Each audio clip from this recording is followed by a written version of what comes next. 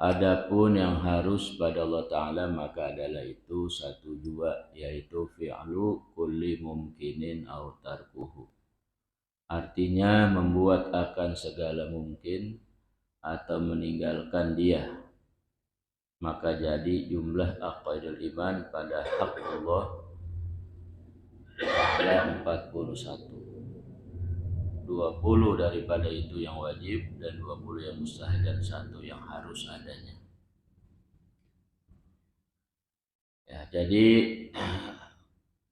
pembahasan tentang sifat uluhiyah yang ketiga yaitu sifat jaiz ya bagi Allah Ta'ala. Sifat jaiz itu ada satu ya. Kalau yang sudah kita bahas kemarin, bagian yang pertama sifat wajib bagi Allah Ta'ala itu ada 20. Kemudian bagian yang kedua namanya sifat mustahil bagi Allah Ta'ala yang merupakan lawanan dari sifat wajib, juga jumlahnya ada 20. Kemudian ditambah bagian yang ketiga yaitu sifat jaiz ada satu ya. Jadi jumlah semuanya ada 41 sifat atau 41 aqaid ya. Ini yang disebut dengan sifat uluhiyah, sifat-sifat ketuhanan. Ada 41 yang disebut juga dengan wajib syar'i usul namanya. Jadi yang 41 ini mempelajarinya hukumnya wajib ya. Ya, sebab di dalamnya membahas secara terperinci tentang masalah sifat-sifatnya Allah Ta'ala. Sifat keagungan dan kesempurnaan bagi Allah Ta'ala itu diistilahkan dengan ya sifat 20 ya. Yang hukum mempelajarinya ya adalah fardu ain, wajib bagi setiap muslim dan mukmin ya dalam rangka menjaga keimanannya kepada Allah Subhanahu wa taala. Nah, sekarang pembahasan kita tentang bagian yang ketiga. Sifat jaiz bagi Allah Ta'ala itu ada satu. Apa itu? Fi'lu kulli mumkinin au tarkuhu. Ya, artinya memperbuat Allah Ta'ala bagi tiap-tiap perkara mungkin. Kemarin sudah kita bahas sedikit ya tentang masalah sifat jaiz. Jadi mungkin itu nama lain dari makhluk gitu ya. Jadi makhluk ini punya nama banyak. Ya, kita ada makhluk, ada mungkin, ada alam ya, ada hawadis, banyak macam namanya. Tapi maksudnya satu. Jadi selain Allah Ta'ala itu boleh disebut alam, boleh disebut makhluk, boleh disebut barang mungkin, boleh disebut hawadis ya. Cuma kalau barang mungkin ini yang belum muncul ya, baru boleh dikatakan ada sama enggak ada, ini masih imbang. Jadi boleh ada, boleh enggak ada. Itu namanya barang mungkin. Kalau nanti keluar muncul Allah adakan namanya fi'lu, Allah perbuat, maka mungkinnya mungkin maujud namanya ya. Ini kayak kita sekarang nih disebutnya kita nih mungkin maujud, barang mungkin yang sudah ada. Dulu mah kita waktu belum lahir barang mungkin doang namanya, boleh ada boleh enggak gitu ya. Tahu-tahu kita ada nih muncul sekarang, maka tambahannya namanya mungkin maujud, barang mungkin yang sudah ada gitu. Kalau yang enggak ada, yang enggak jadi, enggak muncul, namanya mungkin ma'dum gitu ya. Jadi barang mungkin nanti nih ada tangganya bisa di fi'lu, bisa ditarku sama Allah. Kalau di fi'lu muncul artinya ada, Allah perbuat, ada namanya mungkin maujud. Kayak kemarin kita ngambil contoh hujan, udah gelap, tiba-tiba turun hujan. Waktu masih gelap itu hujan namanya barang mungkin, boleh turun, boleh kagak, boleh ada, boleh enggak itu hujan. Emang kenapa? Belum turun, ya, baru barang mungkin. Itu semua terserah Allah Ta'ala. Ketika itu hujan turun, namanya diperbuat sama Allah. fi'lu kulli mungkinin. Allah memperbuat itu barang mungkin. Turun hujan, ya, ketika itu hujan turun, kita saksikan tuh hujan turun, namanya hujan disebutnya sekarang mungkin maujud, ya, barang mungkin yang sudah ada, ya, namanya di fi'lu sama Allah, fi'lu kulli mungkinin. Atau tiba-tiba hujannya nggak jadi, gelap, cuman gelap doang, mendung, tahu-tahu terang lagi, ya, panas lagi, keluar lagi matahari, itu yang tadinya udah gelap hilang, namanya tarku, ya. Itu hujan disebutnya namanya mungkin ma'dum, barang mungkin yang nggak ada, nggak jadi. Kenapa? Sebab Allah tidak perbuat, ya. Itu contoh dari sekian banyak tentang perkara mungkin namanya, ya. Ya, jadi nanti kalau kita dengar bahasa dalam kajian tauhid tentang perkara mungkin, kita udah tahu nih, oh mungkin itu makhluk yang boleh ada, boleh kagak, ya. Kalau misalnya ada disebutnya mungkin maujud kayak kita sekarang. Kalau misalnya nggak jadi, nggak ada, namanya mungkin ma'dum, kayak orang perempuan udah hamil tahu-tahu keguguran, nggak jadi anak, namanya mungkin ma'dum.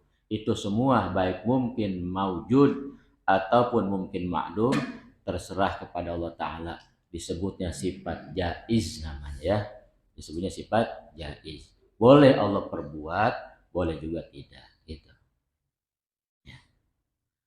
Nah, di antara perkara barang mungkin katanya, ya. Jadi barang mungkin itu banyak, bukan hanya berupa kita nih, ya. Kalau kita namanya kan zat disebutnya. Tapi termasuk perbuatan kita juga disebutnya barang mungkin. Ya, karena dalam Al-Qur'an Allah katakan wallahu khalaqakum wa ma ta'malun. Wallahu khalaqakum, dan Allah yang telah menciptakan kalian, menciptakan kita nih jadi manusia. Juga bukan manusianya doang, wa ma ta'malun, dan apapun yang kalian perbuat, ya. Yang kita perbuat artinya perbuatan kita, baik itu yang baik ataupun yang buruk, itu secara hakikat semua ciptaan Allah Ta'ala, makhluk juga namanya, ya. Jadi mau itu manusianya ataupun perbuatannya, sama-sama makhluk, ya, sama-sama, ya, sesuatu yang Allah ciptakan. Tuh. Karena dalam Al-Qur'an kata Allah, wallahu khalaqakum wa ma ta'malun. Allah yang telah menciptakan kalian dan perbuatan kalian. Ya, menciptakan, kalau bahasa membuat atau menciptakan atau mengadakan, ya. Kalau kepada Allah Ta'ala namanya kemarin disebutnya fi'lun, perbuatan.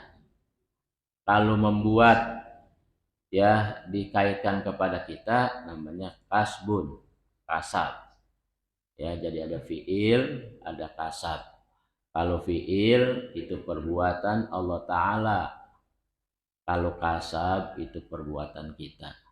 Baik kitanya ataupun perbuatan kitanya sama-sama makhluk, ya, sama-sama Allah yang ciptakan.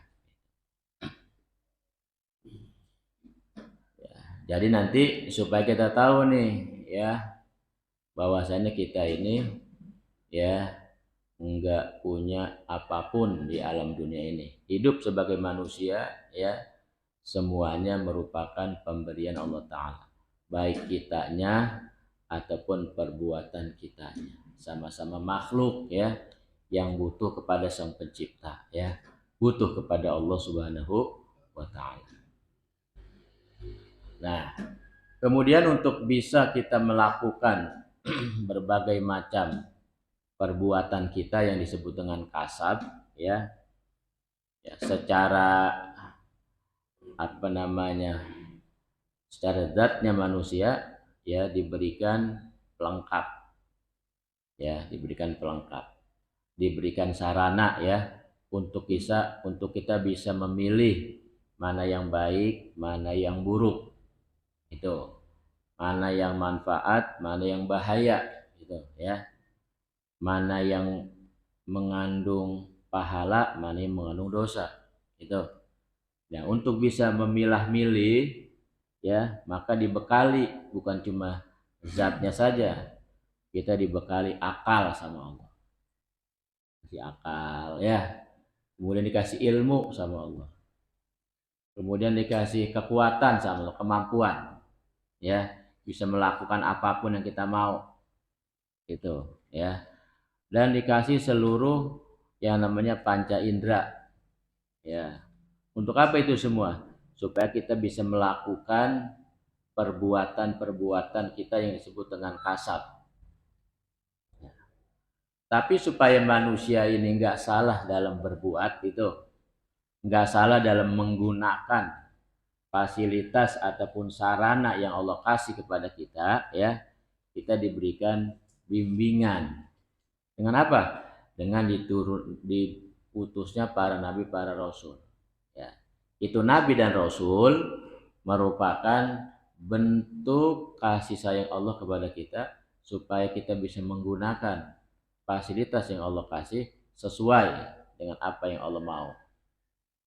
Ya, nabi dan rasul nggak cukup bawa badan doang ibaratnya sebagai rasul, dibekali namanya wahyu berupa kitab suci, dibekali lagi dengan mukjizat, punya kelebihan, keanehan dalam diri mereka untuk memperkuat ya, apa namanya, untuk ya sebagai bahan memperkuat kepercayaan manusia kepada mereka sebagai nabi dan rasul utusan Allah Ta'ala.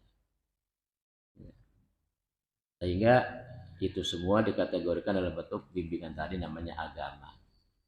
Ya. Jadi agama itu merupakan pembimbing buat kita agar kita betul dan benar dalam melakukan apapun yang kita perbuat ya di dalam kehidupan kita sebagai manusia yang punya kasab namanya.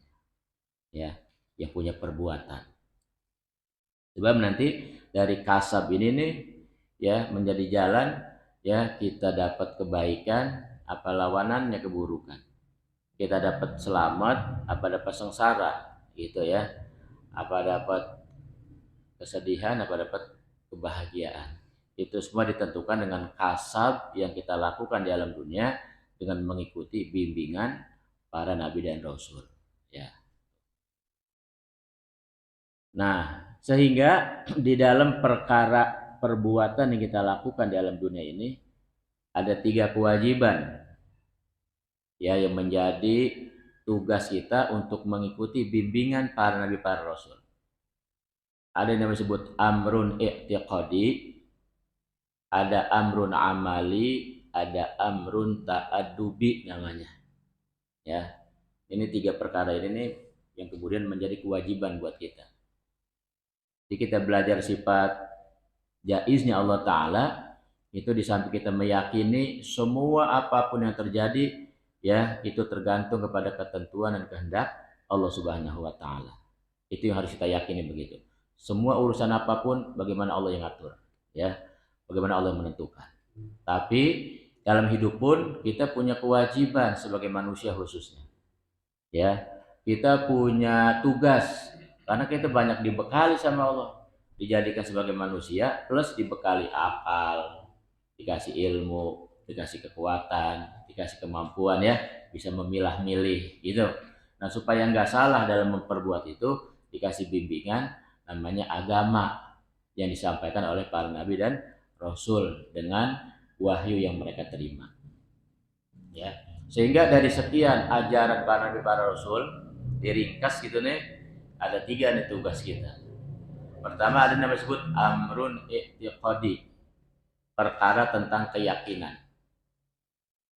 Itu para nabi para rasul tugas pertama mereka menyampaikan kepada manusia untuk memperkenalkan siapa sih Tuhan yang harus mereka sembah, siapa sang pencipta alam semesta, siapa yang sudah kasih kita nikmat hidup jadi manusia sekarang. Itu tugas pertama para nabi para rasul. Bicara tentang masalah amrun i'tiqadi, masalah perkara keyakinan. Makanya dakwah seluruh para nabi para rasul sama ya, menyampaikan apa? Menyampaikan kalimat la ilaha illallah. Itu modal mereka dalam berdakwah. Jadi menyebarkan di alam semesta ini kepada umat manusia khususnya tentang kalimat tauhid la ilaha illallah, termasuk nabi kita. Ini disebut amrun i'tiqadi. Sehingga kita berkewajiban tuh dalam segi keyakinan, dalam segi keimanan, wajib ngikutin apa yang diajarkan para nabi, para rasul. Bertuhannya kepada siapa, menyembahnya kepada siapa, memintanya kepada siapa, itu diajarkan oleh mereka supaya nggak salah dalam memilih urusan keyakinan. Jadi kita Pak nih jadi manusia, begitu jadi manusia udah dikasih semuanya, nggak dilepas sama Allah, udah sekarang hidup terserah bagaimana maunya, bagaimana keinginan yang kalian mau terserah dah, nggak begitu ya. Ini masalah 3 perkara ini masalah penting, soalnya urusannya dunia akhirat. Yang pertama masalah amrun i'tiqadi, masalah keyakinan, masalah keimanan. Ya, itu diajarin sama Nabi ya, sama para rasul. Ya, termasuk Nabi kita ngajarin sahabat. Sahabat ngajarin tabi'in, terus sampai kepada kita. Ya, sehingga tugas pertama kita wajib memahami, mempelajari tentang kalimat la ilaha illallah. Itu dia. Satu tuh ya, namanya amrun i'tiqadi. Ya kalau ngaji namanya ngaji ilmu tauhid. Yang kedua namanya amrun amali, perkara perbuatan secara nyata, secara zahir. Udah punya iman harus dibuktikan dengan amal. Ya dengan apa? Dengan ibadah. Tugas kedua para nabi, para rasul udah menyampaikan tentang tauhid, tentang la ilaha illallah, ngajarin tentang ibadah. Ya, sehingga dari Nabi Adam sampai Nabi Muhammad ngajarin ibadahnya sama, tentang sholat, tentang zakat, tentang puasa, tentang haji, itu yang pokok. Jadi para nabi terdahulu juga sholat, ya sholat, rukun Islamnya sama aja. Itu rukun Islam yang kita punya sekarang, rukun Islam ada 5, bersyahadat, sholat, puasa, zakat, haji ya, itu juga milik seluruh para nabi, para rasul terdahulu. Nabi Adam ngajarin sholat, ngajarin puasa, ngajarin zakat, ngajarin haji, dan seterusnya. Agamanya apa? Agamanya satu, Islam. Ya, Nabi Adam apa? Agamanya Islam. Sebab nggak ada agama yang diakui sama Allah kecuali Islam doang. Mau nabi apapun gitu ya. Ada 124.000 nabi dan rasul. Menurut mayoritas para ulama, jumlah nabi dan rasul seluruhnya ada 124.000. Itu semua rukun Islamnya sama ya, dan agamanya sama. Yang beda Pak, yang beda cuma praktek secara ibadahnya aja, tata caranya berlainan. Adapun secara mendasar ibadahnya sama, ya sholat, ya puasa, ya zakat, ya haji, ya baca syahadat gitu. Ya, ya. Cuma kalau misalnya dia umat Nabi Musa, ya syahadat yang keduanya wa asyhadu anna Musa Rasulullah.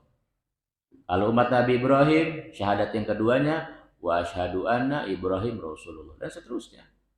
Sampai ditutup dengan nabi terakhir, ya Nabi kita Muhammad sallallahu alaihi wasallam. Maka seluruh manusia yang hidup dengan sezaman dengan Nabi Muhammad dan manusia yang di bawahnya sampai hari kiamat, syahadat yang keduanya wajib wa asyhadu anna Muhammadar Rasulullah. Ya, termasuk ya praktek-praktek ibadah. Ya, umat terdahulu juga Pak, para nabi, para rasul, mereka pergi haji. Ya, Nabi Adam pergi haji, ya pergi haji. Ya kalau Nabi Adam nggak pergi haji mah kalah sama kita orang kampung rawa. Orang kampung rawa pergi haji, masa Nabi nggak pergi haji gitu kan? Jadi Nabi Adam, Nabi Idris, Nabi Nuh, Nabi Soleh, Nabi yang sebelum Nabi Ibrahim ini pergi haji semuanya. Ya, lah kan katanya yang bangun Ka'bah Nabi Ibrahim. Ya, itu mereka sebelum ada Ka'bah pergi hajinya kemana? Ya sama ke situ juga, ke Ka'bah Baitullah. Itu Nabi Ibrahim cuman bangun bangunannya doang. Ya kalau pondasinya udah ada. Itu pondasi Ka'bah yang bangun malaikat. Karena itu Ka'bah merupakan bangunan pertama yang ada di alam dunia. Awalu ya inna awala baitin wudi'a lin-nasi lalladzi bi Bakkah. Itu kata Allah gitu kan dalam Al-Qur'an. Bangunan yang pertama yang dibangun di alam dunia nih sebelum ada yang lain itu bangunan yang namanya Ka'bah. Itu pondasi Ka'bah tuh Pak, pondasinya itu malaikat yang bangun. Jadi begitu Allah ciptakan dunia, bumi nih ya diciptakan, langsung Allah ciptakan bangunan yang namanya Ka'bah, pondasi. Ini Nabi sebelum Nabi Ibrahim, mereka pergi haji tawafnya di situ sama. Itu. Tawaf juga mengelilingi Ka'bah. Jadi sholat juga ya sholat, puasa ya puasa. Cuman hanya tata cara yang berbeda. Itu ajaran yang kedua pada Nabi Rasul tentang amrun amali, ya ibadah sama Allah Ta'ala. Umat terdahulu juga diwajibkan untuk ibadah sama Allah Ta'ala. Karena ibadah atau amrun amali itu bukti adanya iman, amrun i'tiqadi. Itu merupakan dakwah yang kedua para Nabi dan Rasul. Makanya kita wajib mempelajari ilmu tentang ibadah, ya, atau yang kita kenal dengan istilah ilmu fikih. Itu ilmu fikih, ilmunya para nabi, para rasul, ya. Jadi kita wajib mempelajarinya itu karena bagian daripada ajaran dan dakwahnya mereka. Yang ketiga namanya amrun ta'addubi, perkara masalah adab, ya. Tuh, masalah adab. Kita ini sebagai manusia bukan cuma punya iman, bukan cuma harus ibadah, tapi punya tata krama, ya, punya etika, punya sopan santun. Kalau bahasa agamanya akhlak atau adab. Ada adab kepada Allah, adab kepada para nabi, gitu. Adab kepada sesama manusia, bahkan adab kepada sesama makhluk. Nah, itu ajaran Islam, gitu ya. Sehingga ajaran Islam ini sifatnya menyeluruh, ya. Bukan hanya ngurusin tentang ibadah doang. Perkara kehidupan apapun, agama masuk semua ke dalam kehidupan kita. Dari kita bangun tidur sampai tidur lagi, ya. Dari kita melek sampai kita merem, dari kita hidup sampai kita mati, perkara apapun dalam kehidupan kita, sisi-sisi kehidupan pun apapun yang kita jalani, itu agama masuk ke dalamnya. Ikut campur terhadap urusan kita. Kenapa? Karena agama membawa keselamatan, itu membawa kebaikan, bawa kemanfaatan dunia akhirat.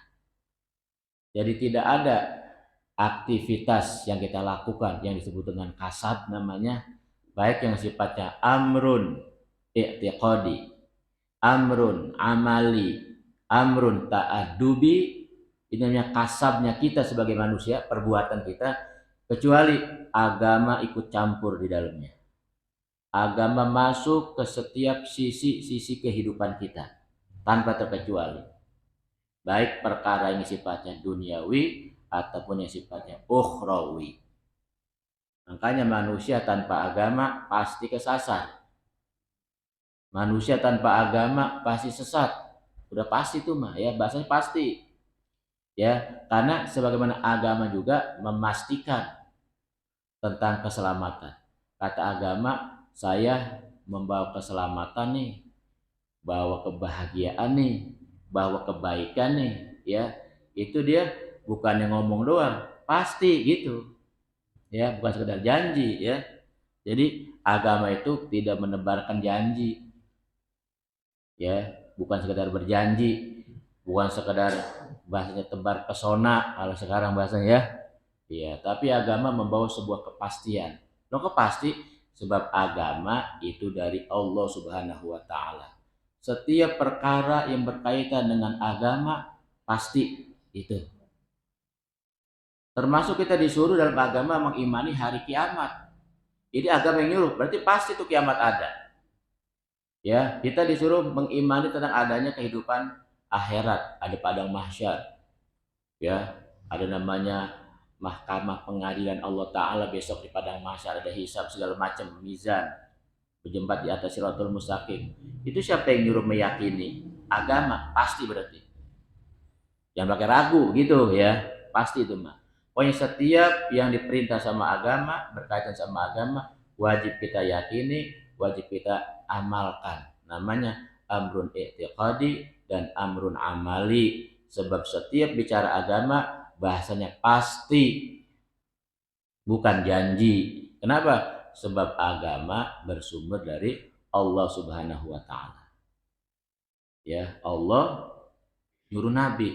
Makanya perkara apapun yang datang dari nabi wajib kita terima. Gitu ya. Wa ma atakumur rasul fakhudhuhu. Apapun yang datang kepada kalian dari para rasul, maka ambil. Ambil tuh imani, amrun i'tiqadi, amalkan, amrun amali, dan pakai adab itu namanya amrun ta'addubi. Ya. Jadi dalam hidup ini kita rapih, Pak. Ya, dalam hidup sebagai manusia ini sebuah ada aturan namanya agama. Ya. Jadi itu semua tidak lain untuk membawa kita ya hidup yang sebentar di alam dunia ini supaya bisa meraih kebahagiaan yang sejati ya besok di akhirat. Ya, nanti tinggal masalah rinciannya gitu ya. Kalau amrun amali yang bahasa perbuatan itu ada namanya perintah, ada namanya larangan. Amar ma'ruf nahi munkar namanya gitu ya. Kalau amrun ta'adubi berkaitan dengan etika, dengan tata krama, nanti ada bahasa taholli dan tahalli namanya. Taholli mengosongkan diri dari sifat-sifat jelek. Ya, kita sebagai manusia nih, ya di samping ada sifat yang baik, juga ada sifat yang buruk. Dibersihin dari akhlak sifat-sifat yang gak baik, sifat yang buruk, baik zahir maupun batin, dibersihkan. Namanya taholli. Kemudian kita hias dengan sifat-sifat yang baik ya, akhlak-akhlak yang terpuji, namanya tahalli. Itu nanti masuk bagian amrun ta'addubi. Kalau ngajinya namanya ngaji ilmu tasawuf gitu. Ya. Jadi agama ini serba sempurna, lengkap dan komplit. Apapun yang kita butuhkan dalam hidup ini, semua ada jawabannya dalam agama. Jadi kita mau nyari solusi dalam problem hidup kita, mau nyari jalan keluar, gak usah kemana-mana. Bagaimana agama membimbing kita ketika kita menghadapi sebuah problem kehidupan. Oh, saya lagi banyak problem nih, lagi banyak masalah nih hidup gitu kan. Kemana ya cari solusinya? Kemana ya cari jalan keluarnya? Gak usah bingung-bingung, agama sudah siap memberikan jawaban, solusi, jalan keluar terbaik terhadap problem, masalah kehidupan yang kita hadapi, baik urusan duniawi atau ukhrawi. Cuman terkadang manusianya yang nggak mau pakai bimbingan itu, ya. Mau cari jalan sendiri kita, mau cari jalan keluarnya dari yang lain gitu ya. Padahal agama sudah apa? Memberikan yang terbaik semua. Nah, termasuk kita menuntut ilmu, kita ngaji, bukan cuma kita mendengarkan tahu sebatas kewajiban kita saja, tapi dalam pembahasan agama di situ akan ada jawaban-jawaban, solusi, jalan keluar untuk setiap masalah kehidupan yang kita jalani.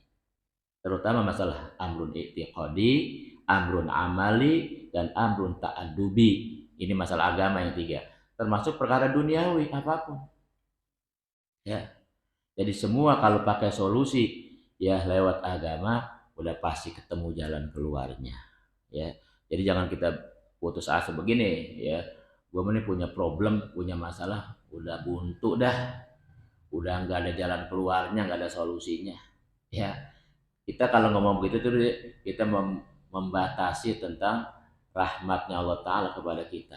Ya, padahal Allah sudah kasih setiap kita dikasih nikmat namanya hidup nih Pak, kita dikasih hidup sama Allah ya.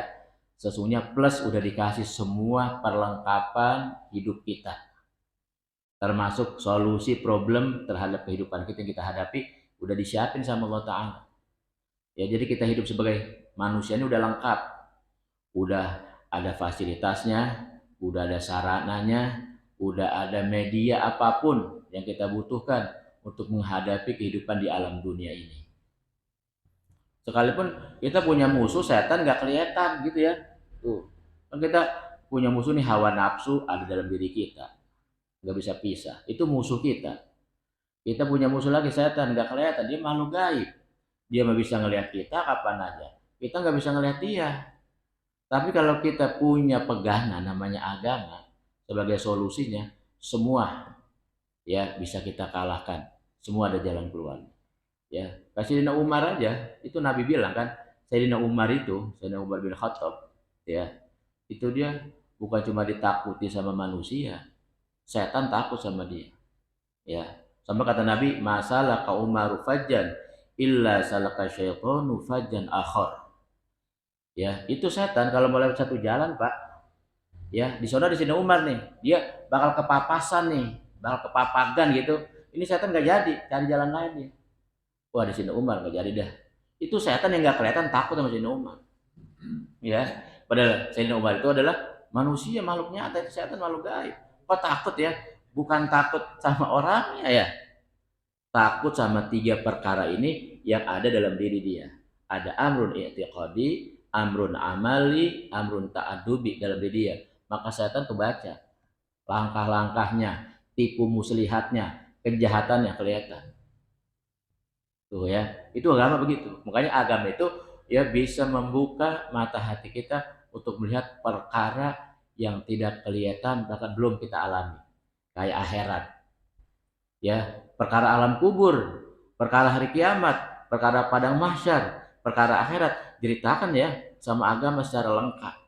Padahal kita baru sebatas dengar, tapi kita wajib meyakininya. Kenapa? Sebab itu sesuatu yang pasti ada, pasti terjadi.